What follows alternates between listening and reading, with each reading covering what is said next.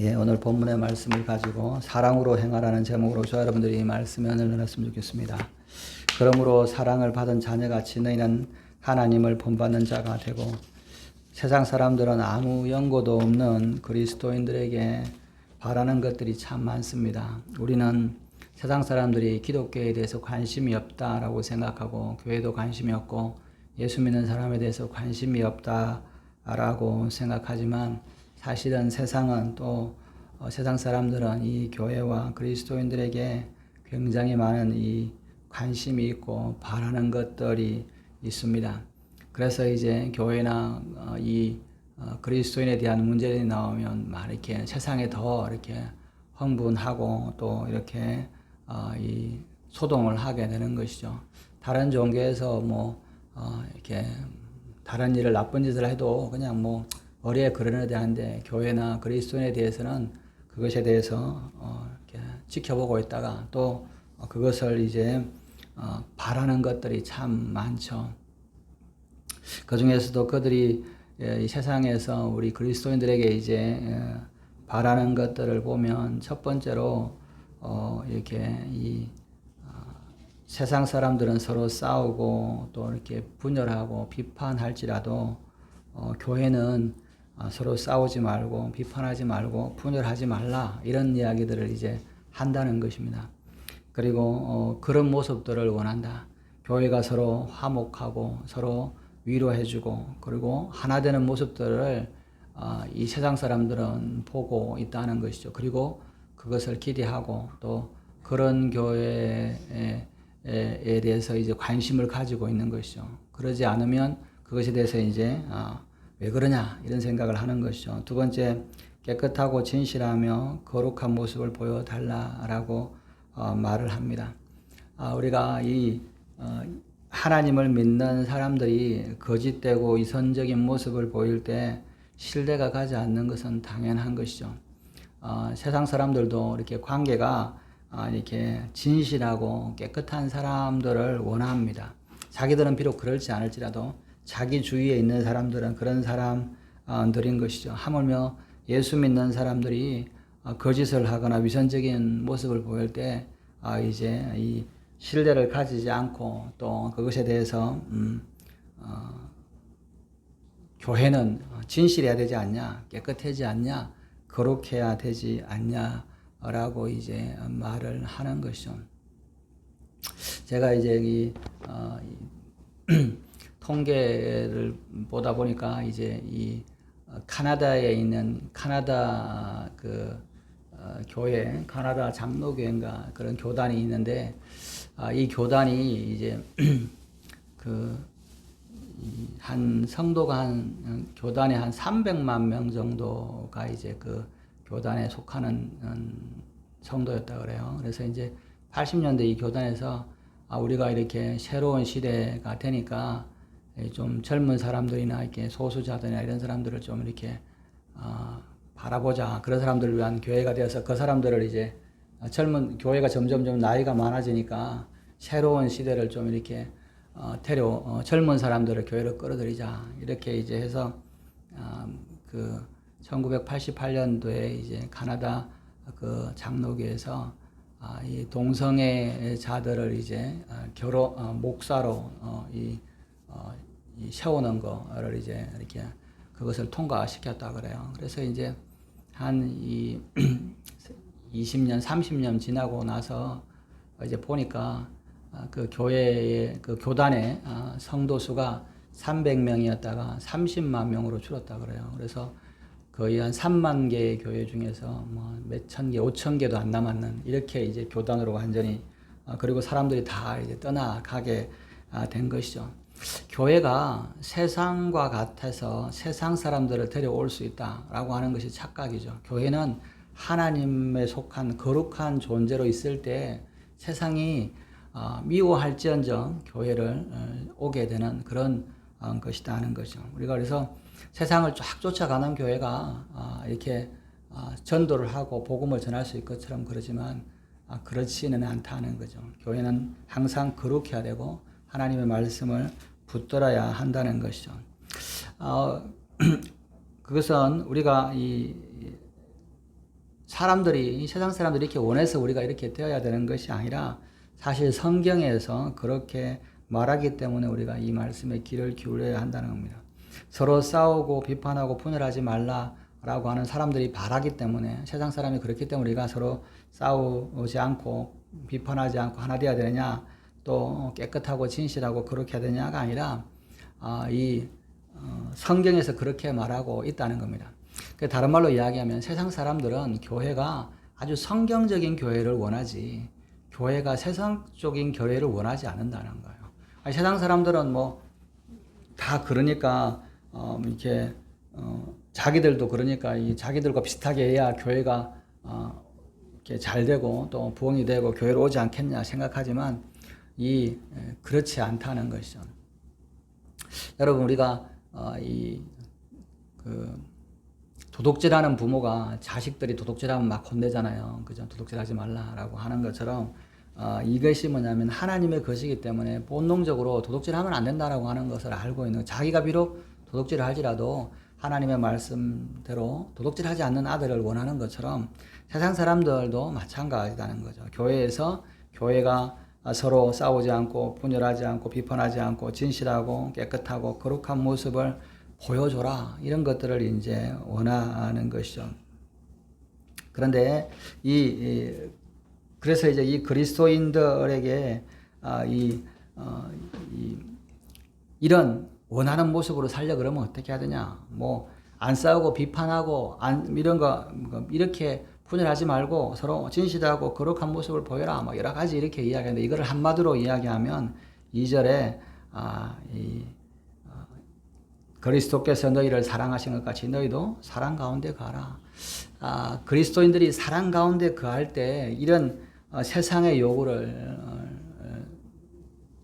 세상들이 원하는 것들, 또 성경이 원하는 것들을 쫓아서 살게 되고 세상은 교회로 오게 된다는 겁니다. 그래서 우리가 이거 뭐 안 싸우는 거하고 사랑하고 뭐 진실한 거하고 이런 거 뭐냐? 이렇게 사랑이라고 하는 것은 하나님을 사랑하고 이웃을 사랑하는 이 법칙, 이 율법의 모든 것이 사실은 이 사랑이라고 할 수 있는 것이죠. 그리스도인에게서 이 사랑이 없다 그러면 아무것도 남지 않다는 겁니다. 그래서 고린도전서 13장에 보면 우리가 만일 천사의 말을 할지라도, 또 산을 옮길 만한 모든 믿음이 있을지라도, 또 내 몸을 불사르게 내어줄지라도 사랑이 없으면 아무 소용이 없다. 그리스도인에게 사랑이 없으면 그 모든 믿음이나 천사의 말을 해도 그것은 소용이 없다. 이렇게 말씀을 하고 있습니다. 그래서 모든 시대를 통틀어 또 국경을 통틀어서 인종을 초월한 진실한 사랑만큼 인류를 감동시킨 소재는 없다는 겁니다. 세상 사람들도 안 믿지만 그들 속에는 이 사랑이 정말 귀하다라고 하는 것들을 이제 품고 있는 것이죠. 그래서 이 사랑은 그리스도인의 제1의 표적이다, 이렇게 이야기합니다. 즉 뭐냐면 그리스도인이냐 아니냐를 구분하는 이 표식이 된다는 거죠. 사랑이 없으면서 그리스도인이다라고 말할 수 없다는 겁니다. 또 기독교의 전부가 사실은 이 사랑이다. 우리가 자꾸 이제 사랑이라는 말을 그냥 좋아한다라고만 자꾸 이해하니까 그렇다는데, 우리가 말하는 이 성경에서 말하는 사랑은 좋아한다는 개념이 아니에요. 물론 이제 좋아하는 것도 있죠. 좋아하니까 이제 그런 것도 있죠. 그러나 이제 우리가 말하는 세상 뭐 사랑한다라고 할 때, 남자가 여자가 사랑한다라고 하면 좋아하는 게 그게 아니라, 이 사랑 안에는 이 사랑이라고 표현되어 있는 성경 안에 있는 것들은 뭐냐면 오래 참고 온유하고 진실하고 이런 말들이, 이게 13장에 나오는 것들이 다른 말로 이야기하면 오늘 에베소서에서는 서로 싸우지 않고 비판하지 않고 분열하지 않고 깨끗하고 진실하고 거룩한 모습이다라고 하는 거죠. 그런데 그리스도인이 왜 사랑해야 되냐라고 할 때 성경은 분명한 대답을 합니다. 왜냐하면 하나님이 사랑이시기 때문에 이 하나님을 믿는 이 사람들도 사랑해야 한다는 겁니다. 여러분, 자녀는 태어나서 딱 보면 부모의 모습과 행동을 닮아갑니다. 마찬가지로 하나님의 자녀가 되면 하나님의 성품과 이 모습을 닮아야 하는 것이죠. 그리스도인이 그래서 하나님을 아버지로 삼는다 그러면 이 하나님이 사랑이시기 때문에 우리도 마땅히 사랑으로 행해야 한다는 것이죠. 여러분, 이 교회에서 이제 뭐 어린 자녀들을 본 부모를 보면 아이들을 보는데 그렇게 열심일 수가 없습니다. 우리도 교회도 이제 뭐 어린 아이들 이렇게 자라는 것을 가만히 보면 참 이렇게 부모가 이렇게 열심히 이렇게 하는 것을 보고 이제 보면 야, 대단하다. 저도 이제 애를 키웠긴 했는데 내가 저렇게 할 수 있을까 그런 생각을 하는 거죠. 보면 여기 열심히 하는 거예요. 저기 이제 우리 앞에 이게 이 카시트 커브가 우리 수아부터 이게 사무엘, 보아, 다니엘 다 탔던 이렇게 카시트 커브가 있는데 그거를 이제 옛날에는 막 이렇게 애들 어렸을 때 막 그걸 다 짊어지고 애 치워가지고 뭐 들고 다녔는데 지금은 그걸 내가 어떻게 그런 게 들고 다녔었지 이렇게 생각이 들 정도로 이제 그렇죠. 근데 이 자식들을 되게 열심히 이제 하는데 왜 그러냐? 자기를 닮아서 그렇다는 거죠. 자식을 보면 이렇게 자기의 닮은 모습들이 이제 보이는 거죠. 아니라 그래도 이제 그게 보이는 거죠. 이게 저희 이제 우리 시찰의 목사님 중에 이제 셋째를 낳은 이렇게 분이 있어서 이제 그분이 이제 자기 셋째 이제 아들인데 이렇게 사진을 이렇게 애기인데 이렇게 신생아를 이제 올렸는데 그 목사님이랑 똑같이 생긴 거예요, 애기인데. 그래서 이렇게 똑같냐. 야, 이게 잠자는데 이렇게 똑같은 거예요, 모습이. 그래서 참 아빠를 많이 닮았네. 이렇게 이제 보는 것이죠. 자기를 닮았기 때문에 열심히 보는 거 아닌가 싶기도 합니다. 남이야 뭐라고 하든 간에 자기 자식이 그렇게 이쁠 수가 없는 것이죠. 그러면 하나님은 왜 우리를 그렇게 이뻐하시냐라고 했을 때 마찬가지로 하나님도 우리를 볼 때 하나님을 닮은 모습이 우리 속에 있을 때 뭐 저걸 닮았어요. 그런데 이렇게 그죠? 닮은 거잖아요. 그죠? 모습이 있는 것처럼 우리에게도 하나님의 모습이 성품이 있을 때 하나님은 우리를 정말 뼈가 어스러져서 이렇게 부모가 자식을 돌보는 것처럼 한순간도 쉬지 않고 우리를 뚜렷하게 쳐다보고 계신다라고 생각해 보면 알 수 있다는 겁니다. 잘났든 못났든 하나님이 우리를 그렇게 흐뭇하게 보고 바라보고 계신다고 생각하면 우리가 정말 감격과 함께 위로를 받는 것이죠. 하나님이 나를 참 이렇게 보겠다. 부모가 되니까 부모 마음을 알잖아요. 그래서 하나님이 이렇게 하나님의 자녀들을 이렇게 바라보고 기뻐하시는구나. 부모가 어떻게 자식들이 기쁠 때가 있을까요? 부모들이 말을 순종하고 또 부모 말대로 이렇게 하는 것. 자식들이 잘해서가 아니라 애기들 보면 뭐냐면 이게 말을 가르치잖아요. 이렇게 잘해서가 아니라 이렇게 하려고 엉엉을 하면 뭐냐면 잘한다 그러고 막 이쁘다 막 이렇게 하잖아요. 마찬가지로 우리가 어떻게 하나님의 성품을 똑같이 하나님처럼 하겠습니까? 근데 하나님의 성품을 사랑하라고 하는 것처럼 우리의 모습은 참 애기들이 옹알이 하는 것처럼 말도 안 되는 것을 이렇게 하는데 하나님은 그것을 알아듣고 참 기뻐하시는 거죠. 부모처럼. 그래서 이제 오늘 말씀에 그러므로 사랑을 받은 자녀같이 너희는 하나님을 본받는 자가 되라고 이야기합니다.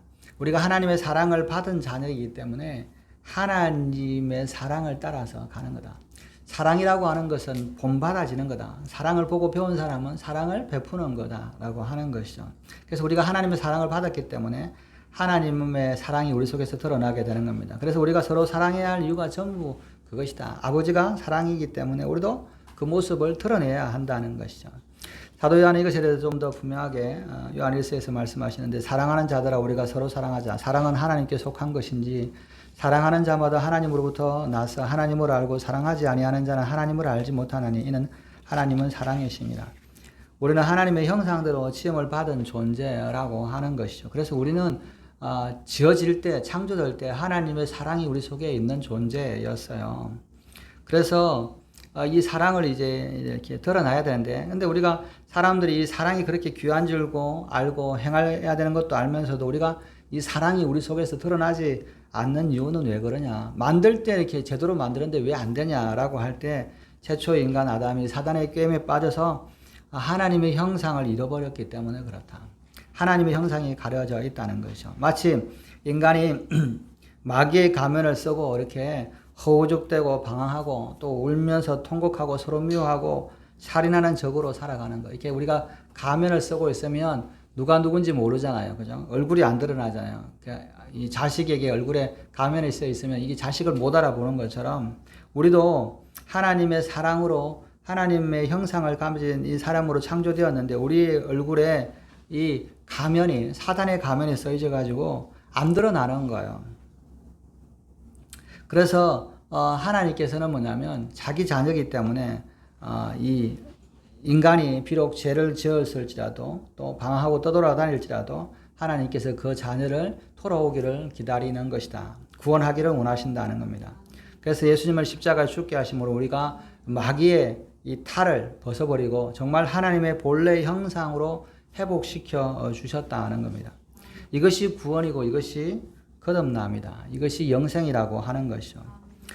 이러한 측면에서 볼 때 우리가 사랑하며 살지 못하는 이유에 대해서 이제 보면 두 가지로 생각할 수 있는데, 첫째는 뭐냐면, 그러면 처음 만들 때는 하나님의 형상대로 만들어서 우리 속에 사랑이 있었다 그러잖아요. 근데 죄를 지어서 이 사랑이 가려져 있어, 덮여져 있어, 안 드러나. 그럴 때 이게 드러나게 될 때는 언제 드러나느냐? 우리 속에 하나님의 사랑이 드러날 때 첫 번째는 뭐냐면, 예수 그리스도를 진정으로 영접했을 때, 예수님을 영접해서 하나님의 자녀로 다시 회복될 때, 그때서야 이제 우리가 사랑으로 살아갈 수 있는 그런 모습으로 회복되는 겁니다. 두 번째는 뭐냐면, 그런데 예수 믿고 영접했는데도 왜 그것이 자꾸 안 드러나냐? 그럴 때 뭐냐면, 우리가 예수 그리스도를 영접해서 하나님의 자녀가 되었는데 아직도 내 속에 이 마귀에 있던 탈춤을 추는 그런 것 같은 이 옛 습관들이 썬뿌리가 남아 있어서 이게 그 모습이 그대로 이렇게 드러나기 때문에 그렇다 하는 겁니다. 그래서 우리가 하나님의 형상을 회복하고 사랑하며 살아가야 될 첫 번째는 뭐냐면, 어떻게 하면 그러면 하나님의 모습처럼 사랑하면서 살아갈 수 있을까? 첫 번째는 뭐냐면 예수 그리스도를 영접하는 거다. 예수님을 영접하지 않고 나는 사랑으로 한다, 사랑한다 한다라고 하면 그렇다고 해서 그것이 하나님의 이 형상이, 하나님의 그 모습들이 드러나지 않는다는 겁니다. 예수를 믿지 않고는 하나님의 사랑이 나타날 수가 없다는 거죠. 예수님을 먼저 영접하고 나서 내 속에 있는 썬뿌리를 이렇게 제거해야 돼, 이제 완전한 이렇게 사랑으로 살아가는데, 이것이 사실은 왜 그러면 우리에게 사랑의 예수님의 하나님의 성품인 사랑이 우리 속에 나타나야 되냐? 왜냐하면 우리 속에 사랑이 나타나야 우리가 살 길이라고 하는 겁니다. 아직도 내 속에 썬뿌리가 있고 또 예수님을 믿으면서도 세상과 이 세상의 정욕과 이 사탄의 노예가 계속되어 있다고 하면 그 썬뿌리에서 해방되어야 한다는 것이죠. 이것이 해방되지 않고 계속 남아있으면 내 속에 계속 내 예수님을 영접하고 이제 살아가야 되는데, 사랑하면서 살아가야 되는데 내 속에 이게 사단의 어떤 그런 것들이 계속 남아있으면 계속 내가 사랑하고 하나님의 형상을 따라서 사랑하는데 제약을 둔다는 겁니다. 내가 사랑하려고 그러는데 막 화가 나거나 미워하는 마음이 자꾸 생기면 사랑하고 싶어도 못 하잖아요. 왜? 사단이 끊임없이 이렇게 주니까. 그래서 이제 우리가 예수님을 하나님의 자녀로 살아가기 위해서, 사랑하기 위해서 첫째는 뭐냐면 예수 그리스도를 영접하고, 또 그 다음에 두 번째는 내 속에 있는 모든 것들을 이제 사단의 이 뿌리, 썬뿌리들을 다 제거해 나서 이제 사랑할 수 있는 그런 존재로 되었다 그러면, 그 다음에 이제 생각할 수 있는 것은 그리스도인의 사랑. 그럼 그리스도인이 사랑한다라는데 그 사랑의 내용이 뭐냐? 그리스도인은 이 사랑한다는데 그 내용을 뭐라고 하느냐? 이렇게 이제 볼 수 있는 것이죠. 2절에 보면 그리스도께서 너희를 사랑하신 것 같이 너희도 사랑 가운데 행하라. 그는 우리를 위하여 자신을 버리사 향기로운 제물과 희생 제물로 하나님께 드렸느니라. 우리가 이제 고린도전서에서는 사랑에 대해서 오래 참고 온유하고 이렇게 시기하지 않으며 질투하지 않으며 그런 쭉 내가 있는데, 그런 것들에 대해서 에베소서는 어떻게 이야기하냐? 사랑의 모델이 있다라고 하는 겁니다. 그러니까 누구를 롤모델을 삼을 거냐라고 할 때 이 하나님의 사랑의 어떤 롤모델, 가장 완전하게 잘한 사람, 쉽게 해서 오래 참고 온유하고 시기하지 않으며 질투하지 않으며 자기 유익을 구하지 않고, 이 고린도전서 13장에 있는 사랑이라고 하는 사랑은 어떤 것이라고 쫙 설명한 것이, 야, 그런 사람은 어디 있어? 그렇게 할 때 이런 이 모델이 있어야 되잖아요. 이렇게 이 사람이 이렇게 롤 모델이다라고 할 때 그분이 누구냐라고 할 때 에베소서는 뭐냐면 이 사랑의 최고의 모델은 예수 그리스도라고 하는 겁니다. 누군가를 이제 이렇게 따라가고 싶은데 우리가 그러잖아요. 고린도전서 13장에 나오는 그렇게 사는 사람이 어디 있어? 세상에 아무도 없지 뭐. 그죠? 그렇게 생각을 할 때, 아니야, 그런 모델이 있어. 너희가 이 모델을 따라 살면 돼. 라고 할 때 그 모델이 이제 예수 그리스도시다고 합니다. 우리가 이 아파트를 이렇게 이제 사거나 아파트를 뭐 이렇게 하려 그러면 이렇게 보면 이제 이게 모델하우스 같은 데 있잖아요. 모델하우스에서 가보면 이제 뭐 집의 내부 구조와 뭐 재질과 셈션을 이렇게 보잖아요. 이게 보는데 이제 그 모델하우스에 있는 집을 그렇게 꾸미려고 하면 돈이 굉장히 많이 들어가요. 아파트를 이렇게 모양만 그래도 이 공간만 비슷하지 그 안에 있는 거 꾸미는 거는 이렇게 그 다르잖아요. 안에 막 모델하우스는 진짜 막 이 가구랑 이렇게 하고 아주 잘 꾸며놔 있잖아요. 그래서 이제 사람들이 뭐냐면 그걸 보는 이유는 뭐냐면 내가 이런 아파트에 들어가면 이런 구조에 들어가면 이런 것들을 이렇게 갖다 놓으면 참 이쁘더라. 이것들을 이제 보여주는 거죠. 그래서 이제 그게 맞춰서 이제 하잖아요. 그러면 뭐 거기 가면 이런 제품 어디 제품이다 쫙 이렇게 나열되어 있고 뭐 이런 거는 옵션이 되어 있고 뭐 이렇게 하잖아요. 이런 건 이런 거는 뭐 이렇게 살 건지 안 살 건지 보면서 내가 이렇게 이런 집을 이런 구미를 꾸면서 뭐냐면 꾸면 되잖아요. 근데 진짜 막상 집을 다 건축해 놓고 보면 뭐 그냥 아무것도 없잖아요. 근데 이제 그럴 때 이제 그걸 모델하우스를 보고 이렇게 따라가잖아요.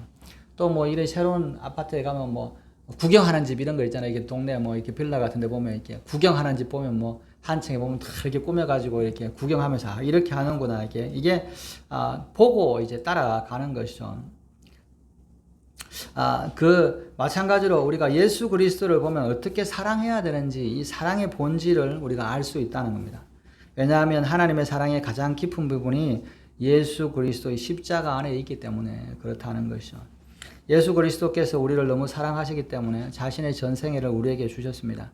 자신의 생명까지 피 한 방울까지 아낌없이 쏟아 주셨는데 그래서 친히 이렇게 말씀하십니다. 사람이 친구를 위하여 자기 목숨을 버리면 이보다 더 큰 사랑이 없나니 나는 선한 목자라 선한 목자는 양들을 위하여 목숨을 버리거니와 나는 양을 위하여 목숨을 버리노니라. 이 갈라디아서 말씀이 에베소서 말씀의 해석이 있는 거죠. 예수님은 어떤 사랑을 하셨냐? 친구를 위하여 자기 목숨을 버리는 또 양을 위하여 목숨을 버리는 그런 사랑의 모습을 보여주셨다는 겁니다. 그래서 갈라디아서 1장 4절에 보면 그리스도께서 하나님 곧 우리 아버지의 뜻을 따라 이 악한 세대에게서 우리를 건지시려고 우리 죄를 대속하기 위하여 자기 몸을 주셨으니 라고 말씀을 하십니다. 그리고 오늘 말씀 본문처럼 그리스도께서 너희를 사랑하신 것까지 너희도 사랑 가운데 행하라. 그는 우리를 위하여 자신을 버리사 향기로운 제물과 희생 제물로 하나님께 드리셨느니라 라고 이렇게 말씀하시는 뜻이 이것이다 하는 겁니다. 예수님의 기가 막힌 사랑을 경험하고 느끼며 이렇게 감격하며 살아가는 것 이게 이제 그리스도인의 모습이라는 거죠. 여러분들은 이 신앙생활하면서 예수님이 이렇게 나를 기가 막히게 나를 사랑하셨고 나를 이렇게 사랑하고 계시는 것을 느낀 적이 있으십니까? 그 사랑을 경험하면 참 주님은 정말 너무너무 감사하다. 정말 이런 사랑을 나에게 베풀어 주셨느냐라고 이제 깨닫게 되는 것이죠. 그런데 그 사랑의 이름을 우리가 그래서 귀하게 여기고 예수님이라고 하는 이름이 정말 귀하게 되는 것이죠. 그런데 이 예수님을 그냥 이런 사랑을 경험하지 못하면 예수님을 그냥 위대한 스승의 이름처럼 그렇게 부르거나 또는 뭐 지나가는 강아지처럼 뭐 예수 이렇게 부르게 되는 쉽게 부르는 그런 이름이 된다는 겁니다. 그러나 예수님의 사랑을 경험하고 예수님이 나를 그렇게 사랑하셨다는 것을 감격이 되면 예수님이라고 하는 그 이름을 부를 때 우리 속에 감격이 있다는 것이죠. 우리가 그 사랑에 온전히 이렇게 잠겨질 때 그 사랑의 강도가 그대로 우리에게 전해지면 우리는 어떤 삶을 살게 되나? 라고 했을 때 요한 1서에서 거기에 대해서 말씀을 하고 있습니다. 그가 우리를 위하여 목숨을 버리셨으니 우리가 이로써 사랑을 알고 우리도 형제를 위하여 목숨을 버리는 것이 마땅하니라. 예수님의 사랑을 경험하고 예수님의 사랑이 완전히 나에게 잠겨질 때 그때 뭐냐면 예수님이 우리를 위해서 목숨을 버리셨으니 우리도 이 사랑만큼 다른 이를 위해서 형제를 위해서 목숨을 버리는 것이 마땅하다. 이렇게 생각을 하는 것이죠. 저는 이제 이전에 이렇게 영화를 가끔씩 제가 말씀드렸는지 영화를 이제 보는데 영화 중에 이제 그런 장면들이 있더라고요. 유대인들 프로 소형소에서 이제 이렇게 있어요. 이렇게 유대인들이 있는데 그 유대인들이 있는 중에서 이제 이 수용소에서 사람이 한 명 탈출을 하면 그 한 명 나간 곳에서 뭐냐면 그 10명을 이제 잡아서 죽이는 거예요. 그죠? 그러니까 한 명이 탈옥을 하면 거기 남은 사람 10명이 죽는 거야. 근데 이제 그 한 명이 탈옥해서 이제 이 10명을 죽여야 돼요. 그죠? 그래서 이제 한 사람이 끌려 나왔어. 네가 고른 사람을 이제 10명을 죽여. 이렇게 이야기를 하는 거예요. 네가 고른 사람을 하는데 이제 안 하면 막 이렇게 때리고 이제 이렇게 그렇게 하고 이제 또 이제 이렇게 하는데 그 어떤 한 사람이 이제 딱 나왔는데 이 한 명 골라라. 골라가지고 이제 죽을 사람을 골라라. 그런데 이 사람이 뭐냐면 한 사람을 골랐는데 이 한 사람이 나와가지고 막 보통 이제 고르면 나를 골랐어. 막 왜 나를 죽여? 막 그럴 텐데 고르니까 이 한 사람이 나와가지고 이 고른 사람을 이렇게 끼얹는 거예요. 그러니까 아버지가 이게 나왔는데 다른 사람을 지적하면 죽잖아요. 근데 자기 아들을 불러서 같이 둘이가 이제 죽더라고요. 그래서 그걸 보면서 이게 저런 사랑이구나. 이게 제가 이제 그걸 보면서 이게 참 다른 사람을 죽이는 것이 아니라 자기 아들을 죽여서 다른 사람을 살리는 거잖아요. 이게 참 하나님의 사랑인 것이죠. 사도 바울이 우리에게 그 사랑 가운데서 행해라 라고 이야기합니다. 이것은 그냥 도덕이나 또는 고상한 철학이나 애국심이나 인류애가 아니라 정말 죽을 수밖에 없는 죄인이 예수님의 사랑으로 용서받았다는 것을 경험할 때 그때 나타나는 사랑이라는 거죠. 그 크신 하나님의 사랑을 느낄 때만이 나타나는 진정으로 하나님을 사랑하고 이웃을 사랑할 수 있기 때문에 되는 것이라는 거죠. 그런 사랑이 드러날 때 세상은 감당하지 못한다는 겁니다. 우리는 사랑 비슷한 거는 할 수 있어요. 그죠? 그거 보통 뭐냐? 네가 하니까 나도 사랑한다. 그죠? 이렇게 부부싸움 할 때 왜 너 사랑하지 않냐? 우리 남편이 나를 사랑하지 않아요. 우리 아내가 나를 사랑하지 않아요. 내가 사랑하면 내가 사랑할 텐데 나를 사랑하지 않아요. 이렇게 이야기합니다. 이런 사랑을 보통 체면 사랑이라고 말할 수 있다는 겁니다. 의리로 사랑하는 것, 체면 때문에 사랑하는 것. 근데 사실 의리로 사랑하는 것, 체면 때문에 사랑하는 것도 그것은 해야 된다. 그죠? 그런데 진짜 사랑은 그리스도의 사랑이다. 이것과 혼동되면 안 된다. 그죠? 내가 이 남편이 나를 사랑하니까 내가 사랑하는 거, 아내가 나를 사랑하니까 사랑하는 거, 이거 해야 됩니다. 그죠? 그러나 이 사랑은 그리스도의 사랑과 다르다. 그죠? 그리스도의 사랑은 남편이 나를 사랑하지 않아도, 아내가 나를 사랑하지 않아도 그래도 사랑하는 거. 이게 이제 그리스도의 사랑인 거죠. 우리가 체면 사랑도 해야 되지만 안 되면 그리스도의 사랑이 안 되면 체면으로라도 사랑을 해야 되지만 그러나 진짜 사랑은 십자가의 사랑, 죄 사함을 경험한 이 사람이 영혼으로부터 나오는 그런 사랑, 이것이 참 사랑이다라고 하는 것이죠. 그래서 예수 그리스도 이름으로 겸손하게 사랑하는 것이라는 겁니다. 그 다음에 생각해야 될 것이 뭐냐면 이 사랑 중에서 사랑의 내용이 뭐냐? 예수님의 모습대로 사랑하는 건데 그러면 이 사랑이 또 어떤 거냐에 대해서 이야기할 때 자기 희생적 사랑과 자기 중심적 사랑이 있다라고 이야기합니다. 오늘 본문에서는 그런 이 단어는 나오지 않지만 이 본문 내용에 보면 이 두 가지로 구별되고 있어요. 1절과 2절이 뭐냐면 자기 희생적인 사랑인 예수님의 사랑을 보여준다면 3절과 5절에서는 자기 중심적인 사랑을 말하고 있습니다. 3절에 보면 온갖 음행과 온갖 더러운 것과 탐욕과 너희 중에서 이름조차도 부르지 마라. 이는 성도에게 마땅하니라. 누추함과 어리석은 말이나 희롱의 말이나 마땅하지 아니하니 오히려 감사하는 말을 하라.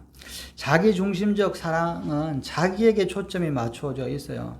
그죠? 내가 이 이웃에 대해서 무관심하고 이기심이 꽉 차 있는 상태인 거죠. 그래서 그런 사람들은 자기 중심으로 사랑하면 자기애가 많으면 음행과 온갖 더러운 것과 탐욕과 연결되어 있다는 겁니다. 탐욕이라는 것은 내 욕심이잖아요. 나 중심으로 사랑하잖아요. 내가 중요한 거예요. 그죠? 내가 중요한 거라고 하는 겁니다. 음행도 내가 중요한가, 내가 내 정욕이 중요하니까 그것대로 하는 거예요. 이런 것이 자기 마음을 지배하고 그러면 뭐냐면 그 영혼과 육체가 병들어 간다는 겁니다. 그래서 자기도 모르는 사이에 자기 중심적인 사랑을 하면 누추함과 어리석은 말이나 희롱의 말을 한다. 여러분 사람을 만날 때 사람이 말하는 걸 딱 보면 이 사람이 얼마나 이렇게 쉽게 해서 누추함이라면 싼티 난다. 그죠? 싼마이다 그러잖아요. 사람이 말하는 게 이렇게 싸구려처럼 말하냐. 좀 고급스럽게 이야기할 수 없냐라고 이야기해요. 보면서 딱 들으면 말 한마디만 딱 해보면 사람이 이렇게 싸구려 같을까. 그죠? 왜 이렇게 저렇게 뭐 좋은 옷 입고 막 이게 대단한 것 같은데 정말 이 싸구려 같은 말을 한다는 거. 왜? 이 사람들은 자기 중심적인 사랑을 계속하기 때문에 자기 중심으로 사랑하기 때문에 그렇다 하는 겁니다. 그래서 자기 희생적인 예수님의 사랑을 닮은 사람은 좀 가난하고 옷이 추하고 그래도 그 사람과 말을 해보면 참 이렇게 고급스럽고, 야, 이 사람이 어떻게 이렇게 가난한데 이렇게 또 이렇게 배운 거 없는 것 같은데도 이 사람이 참 교양이 있어 보이고 멋있어 보이냐. 이런 사람이 있는 반면에 많이 배운 것 같기도 하고 막 이렇게 돈도 많고 잘난 사람 같은데 말하는 걸 보면 참 이렇게 싼티 나고 이렇게 그런 것들은 뭐냐면 자기중심적으로 살아가는 거다. 자기중심적으로. 바보 같고 어리석은 말로 남에게 상처를 주고 지혜롭지 못한 말들을 참 이렇게 말하는 겁니다. 그런데 예수님을 따르는 사람들은 이런 모습이 아니다 하는 거죠. 여러분, 그리고 우리가 심지어는 우리가 유머 때문에 상처받는 사람들이 많다는 거예요. 여러분, 요즘에 뭐 드라마나 아니죠, 예능 프로 같은 거 이렇게 패러디 같은 거 많이 하잖아요. 뭐 대통령도 패러디하고 뭐 이렇게 누구도 패러디하고 막 패러디 하는데, 근데 참 이렇게 뭐 이렇게 비아냥거리고 이렇게 패러디하는 게 이렇게 좋은 게 아니다, 그죠? 옳지 않다는 거죠. 웃기는 것도 이렇게 다른 사람에게 상처를 주고 막 비난하면서 웃기는 거, 그런 것은 옳지 않다는 겁니다.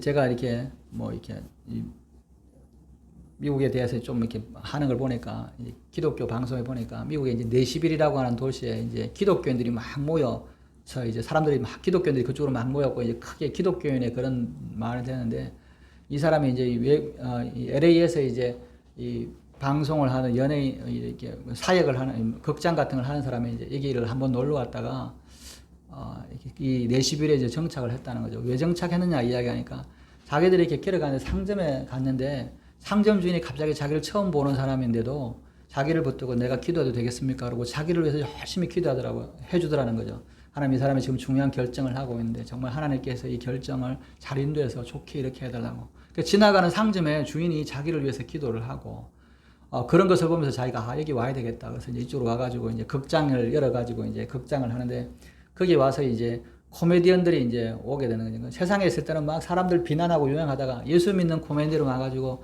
이 사람을 비난하고 이렇게 막 이렇게 비꼬고 이런 것으로 웃기지 않고 정말 이렇게 이 즐거움을 줄 수 있는 이런 신앙 안에서 웃기는 이 유머를 하는 것들, 남들에게 상처 주지 않고 이렇게 하는 것들을 한다라고 이제 그런 이야기를 제가 봤습니다. 그러면서 예수 믿는 사람이 남들에게 상처 주지 않고 이렇게 유머를 하고 이렇게 코미디를 한다는 건 어떨까?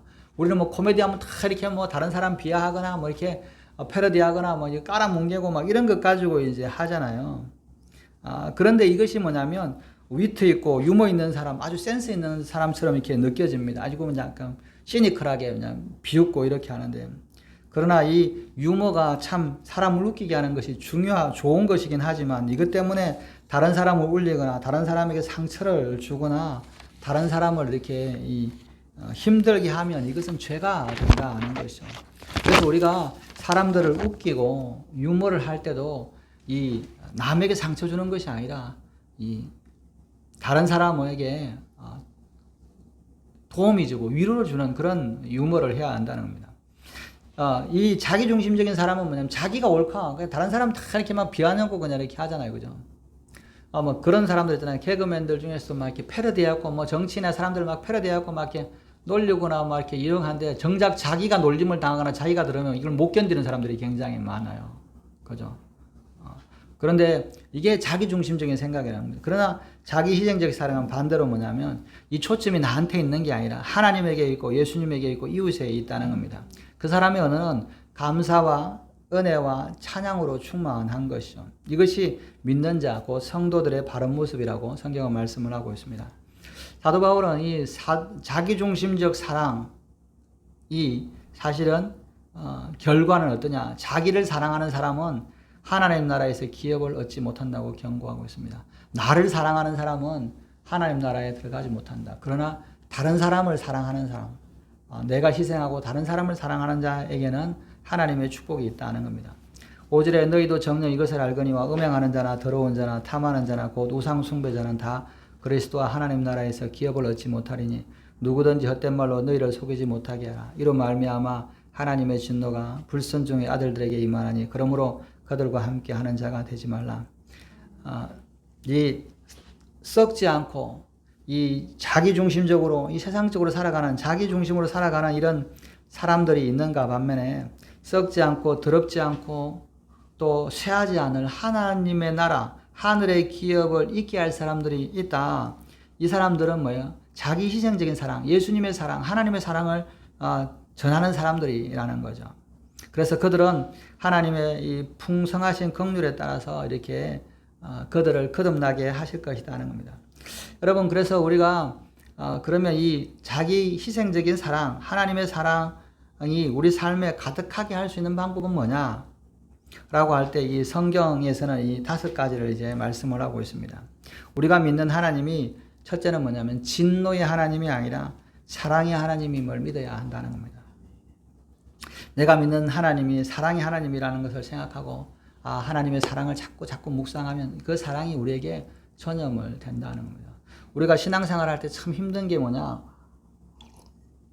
율법을 지키고 하나님의 말씀을 지키기 힘든 게 뭐냐면 하나님의 말씀은 나를 억압하고 나를 제한하고 나를 이렇게 즐겁게 못하는 것 같아. 예수 믿으면 술 먹지 말라, 담배 피지 말라, 주일 성수해라, 나이트장에 가지 말라, 가르지 말라는 말 하는데 그런 거는 가면 안 될 것 같고 그냥 이렇게 이런 것들이 뭐냐면 나를 억압하는 것 같아. 나를 누르는 것 같아요. 그죠? 그래서 하나님이 나를 진노하는 것 같아. 나를 그냥 이렇게 고문하는 것 같아 하는 거죠.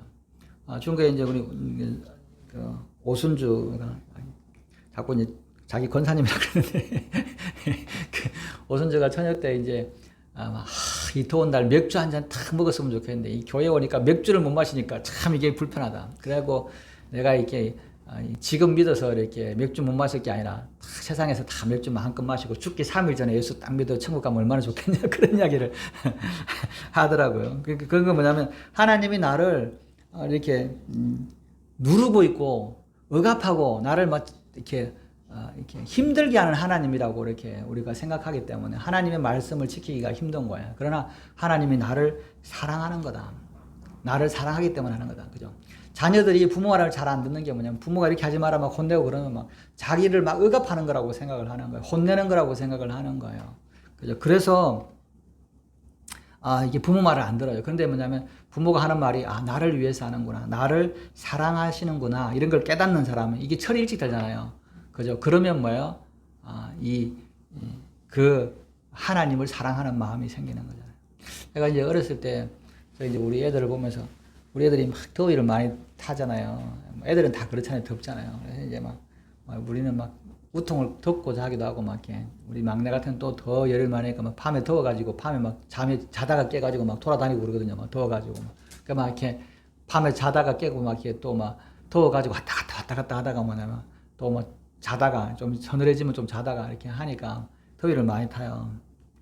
근데 이제 부모가 되면 이제 더우니 감기 걸릴까봐 추워할까봐 또 덥다고 막 다니다가 어떨 때는 추워가지고 덜덜 떨고 그러니까 이제 입을 덮어주고 나면 막 답답해서 죽을 것처럼 좀 이게 추워갖고 덜덜 와갖고 하면 입을 덮어주면 이제 따뜻할 거라고 생각하면 좀 있으면 답답하니까 또 막 입을 뻥해치고 그냥 뛰쳐나가거든요. 그렇게 보면서 쟤는 왜 그러나 그랬더니 다 더워가지고 하는 거죠. 근데 그걸 이제 아이들 그 모습을 가만히 보면서 저도 어렸을 때만 이렇게 보면 저희 아버지가 자꾸 이불을 저한테 덮어주는 거예요. 더워 죽겠는데 자꾸 이불 덮어가지고 자꾸 치고 맨날 이렇게 더워서 막 창문 열어놓고 막 이렇게 그런 이제 덥기도 그런데 왜 그렇게 하나 참 이렇게 하나 내 원하는 걸 안 해주나 이렇게 생각을 했는데 이제 제가 부모가 되고 나니까 이 부모님이 이게 참 사랑이구나. 이게 부모가 이 하는 것이 이불 덮어서 이렇게 애를 더워가지고 떠죽게 만들려고 하는 그런 진노의 하나님이 아니라 정말 사랑하기 때문에 감기 걸리지 않기 위해서 하는 부모님의 사랑인 것을 깨닫는 거죠. 그러니까 그때 내가 참 잘 들을 걸 이 생각이 이제 드는 거잖아요. 마찬가지로 우리가 하나님의 사랑이 하나님인 것을 자꾸 생각하고 하나님이 나를 사랑하기 때문에 나한테 어떨 때는 연단이 있고 힘들 때마다 하나님은 사랑이기 때문에 나한테 더 좋은 걸 주시기 위해서 할 거야. 나 이렇게 힘들더라도 하나님은 더 좋은 것을 하시려고 이렇게 하시는 거야. 그리고 원래 하나님은 사랑이 하나님이야. 나를 이렇게 해코지 하려고 하시는 게 아니야. 라고 자꾸 생각하면 할수록 그 하나님의 사랑이 깨달아지고 전염이 되고 내 속에서 그게 넘친다는 겁니다. 하나님이 세상을 이처럼 사랑하사 독생자를 주셨으니 이는 그를 믿는 자마다 멸망치 않고 영생을 얻게 하려 하심이라. 이 말씀을 우리가 요한복음 3장 16절을 이제 아주 많이 읽고 묵상하는데 사실은 이 다음 구절도 굉장히 중요한 말씀입니다. 요한복음 3장 17절의 말씀 이런 것이죠. 하나님이 그 아들을 보내신 것은 세상을 심판하려 하심이 아니요 그로 말미암아 세상의 구원을 받게 하려 하심이니라. 하나님의 의도는 우리를 멸망하기 위해서 예수 믿는 사람 다 멸망시켜 이렇게 하려고 온 게 아니라 구원하시기 위해서 영생을 주시기 위해서 하셨다는 겁니다. 이게 하나님의 의도라는 거죠.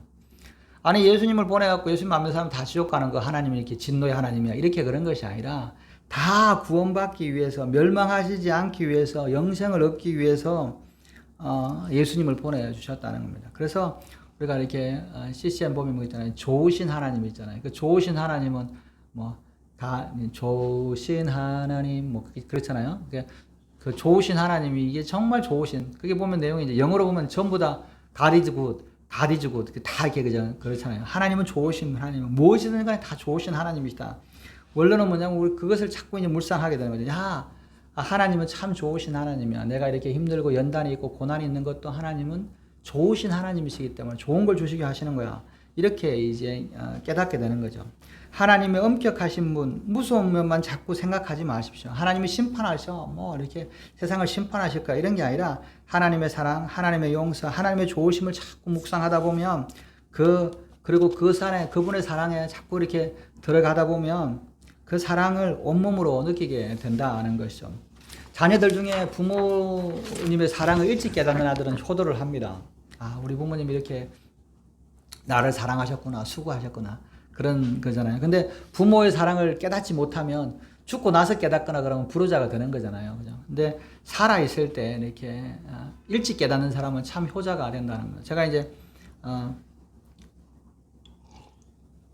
전도하다가 할머니 한 분이 이제 93세, 이제 94세가 되신 그분이 이제, 이렇게, 보면서 그 막내 아들하고 사시더라고요. 근데 이제 그분을 보면서, 이게 자식이 참 이렇게 부모를 사랑하는, 부모가 이렇게 그런 사랑이구나. 교회 다니시는 분이시죠, 당연히. 그런데 이제, 아들이 이렇게 어머니 이제 다리 다치고 하니까 휠체어를 이렇게 있는데, 와가지고 이렇게 어머니 다리를 이렇게 주물러고 있는 걸 제가 봤어요. 참 이렇게, 이 사랑을 이렇게 오래 사시기도 했지만 보통 나이 들면 이렇게 귀찮고 할 텐데 이 어머니를 이렇게 다리를 주물러 주시는 거 이렇게 보면서 이게 참 이런 사랑이 이 부모의 사랑을 깨달았구나. 엄마가 해준 게 뭐가 있어? 그러면 그렇게 안 되잖아요. 근데 부모가 어머니가 그렇게 해주시고 또 막내 아들인데 이제 어머니 나이 드신 어머니를 이제 막내 아들이라고도 나이도 많겠죠. 근데 어머니를 이렇게 보는 거 보면서 이 사람이 효자라서 효자가 아니라 부모의 사랑을 일찍 깨달았구나. 부모의 사랑을 일찍 깨달으면 효자가 되는 것이죠. 그죠? 왜냐하면 이게 나를 사랑하셨구나라는 거 하는 것이죠. 그런 것처럼 이 사랑의 삶을 살기 위해서는 오늘 말씀해 보면 두 번째는 뭐냐면 예수 그리스도의 십자가를 바라보라는 겁니다. 십자가는 하나님의 사랑의 실천인 것이죠. 십자가에서 어떻게 사랑하였는가를 보여주는 거다는 겁니다. 예수님은 십자가에 죽기까지 우리를 사랑하셨습니다. 용서에 한계가 없듯이 사랑에도 한계가 없다는 것이죠. 우리가 언제까지 사랑해야 되냐, 자식을 얼마만큼 사랑해야 되냐 할 때 부모는 죽기까지, 그죠? 부모가 그 죽는 순간까지 자식을 사랑하잖아요. 그죠? 제가 이제 이렇게 병원에 가다 보면 이렇게 이 장애 아이들을 이제 이렇게 하는 그런 데를 이제 가는데 물리치료 옆에 보면 이제 재활치료하는데 보면 이렇게 장애 아들을 이렇게 이제 훈련하는 이런 데 가서 보면 이렇게 부모가 이렇게 아이들을 이제 말도 제대로 못하고 거통도 불편한 이 아이를 굉장히 이렇게 열심으로 사랑하는 것을 봅니다. 근데 뭐냐면 그런 부모들은 되게 많이 지쳐 있어요. 힘들어요. 너무 힘들잖아요. 근데 뭐냐면 그 자식을 위해서 정말 이 사람들은 이 자식이 이제 커가지고 부모한테 제대로 이렇게 사랑이나 부모한테 효도를 할 수 있는 그런 아이들은 아닌데도 불구하고 뭐냐면 끝까지 사랑하는 걸 보면서 참 사랑이라고 하는 것이 끝까지 해야 되는 거냐, 언제까지 사랑해야 되냐. 남편이 아내를 언제까지 사랑합니까? 죽을 때까지, 그죠? 죽을 때까지 사랑하는 거다. 자기를 죽여서라도 이루는 것이 이 사랑이다 하는 겁니다.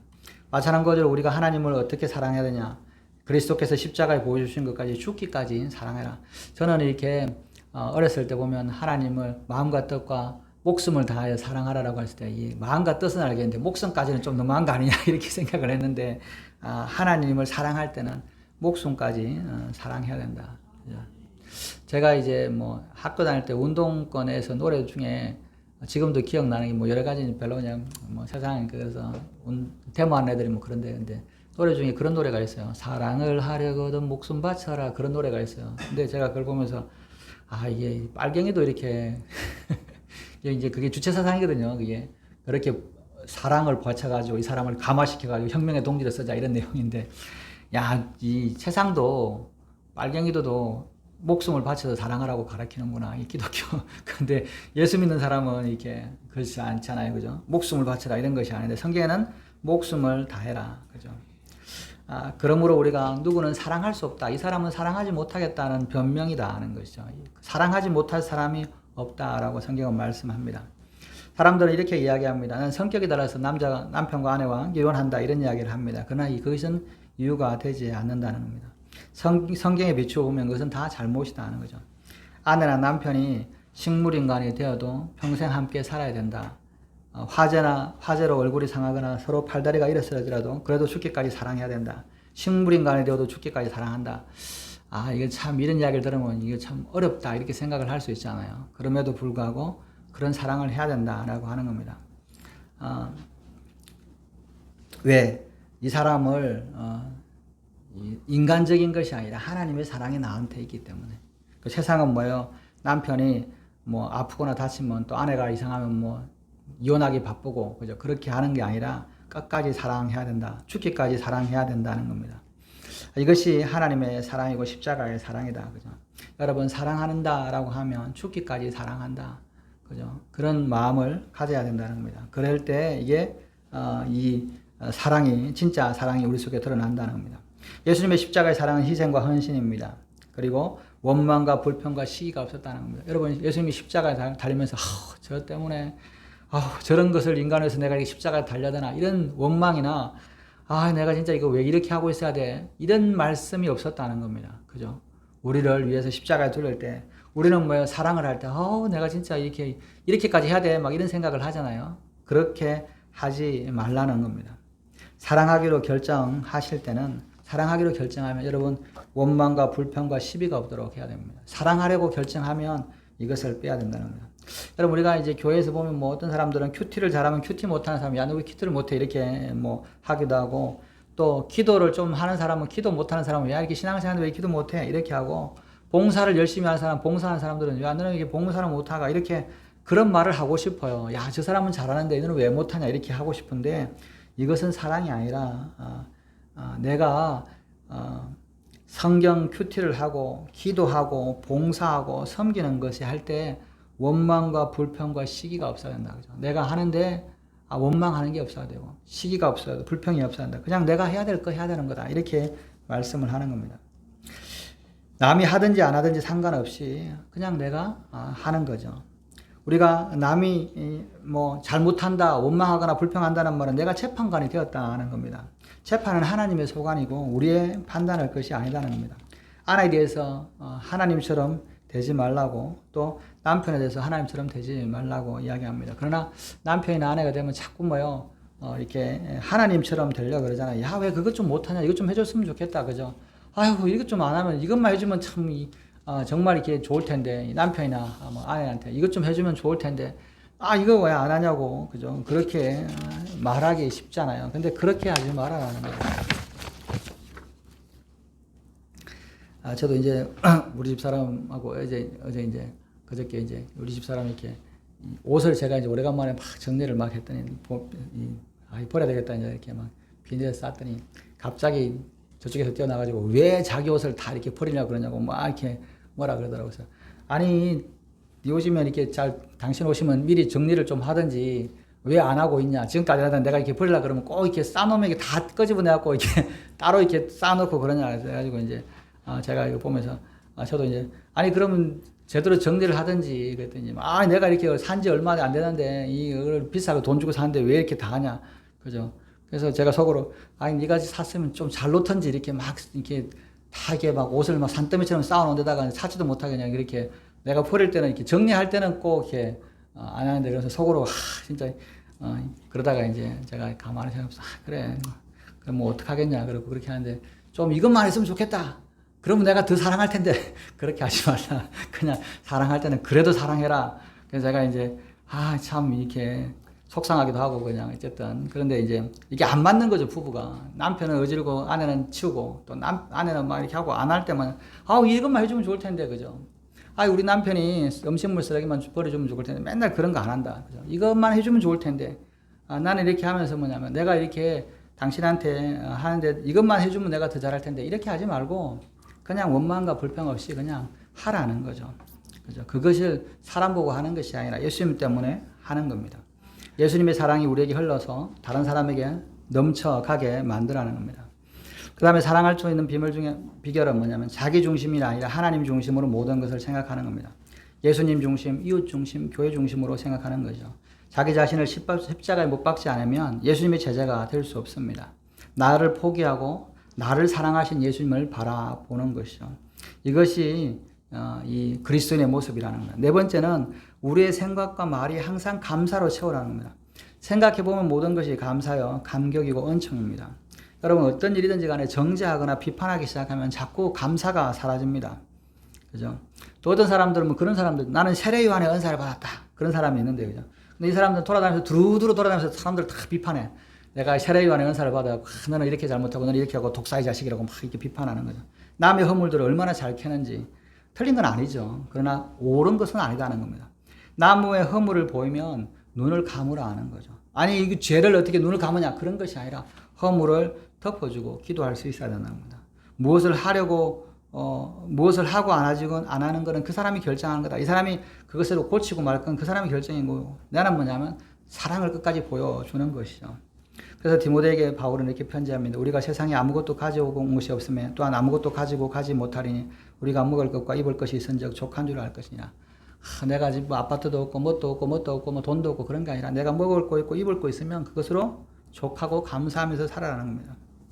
그리고 뭐냐면 형제 자매를 주셨고 또 이 남편과 아내를 주셨고 자녀를 주었다. 그들이 내가 원하는 만큼 이렇게 내가 원하는 수준에 미치지 못할지라도 그냥 내가 원하는 내가 맡겨진 아버지의 남편의 일들을 감당하고 또 아내나 또는 이렇게 자녀의 일들을 감당하고 그냥 이렇게 살아가라는 겁니다. 그리고 그들이 하나님의 사랑에 도달할 수 있도록 기도해 주는 것이죠. 그것이 그리스도라고 하는 겁니다. 그때 사랑이 시작되는 겁니다. 여러분 우리가 회개하려고 하고 다 우리가 회개하고 싶어 하고 나는 회개하려고 그러고 나는 사랑하고 싶어 하잖아요. 기독교인이 되면 그럴 때 뭐냐면 그러면 어떻게 하면 회개하는 사람이 되냐 어떻게 하면 사랑하는 사람이 되냐 할 때 남들을 욕하고 비방하는 것을 먼저 멈춰야 되는 거예요. 남을 비방하면서 사실은 회개하기가 쉽지 않아요. 그죠? 남을 비방하지 않고 내가 비방을 멈출 때 내가 내 자신이 회개가 되고 또 뭐냐면 그래야 사랑이 생긴다는 겁니다. 여러분 회개하는 사람은 남을 비방하지 않아요. 왜? 나도 똑같은 사람이기 때문에 죄인이기 때문에. 그래서 우리는 뭐냐면 감사한 것으로 저게 이렇게 나를 힘들게 하는구나. 나를 연단시켜서 하나님의 사람으로 만들려고 하는 감사하구나. 감사해야 된다. 여러분 우리가 감사를 얼마나 자주 하냐. 그죠? 유치원 어떤 사람이 그 책에 그런 책이 있잖아요. 나는 인생에 배워야 할 모든 것을 유치원에 다 배웠다. 그죠? 감사합니다. 미안합니다. 그죠? 이 두 말을 쓸 수 있는 것.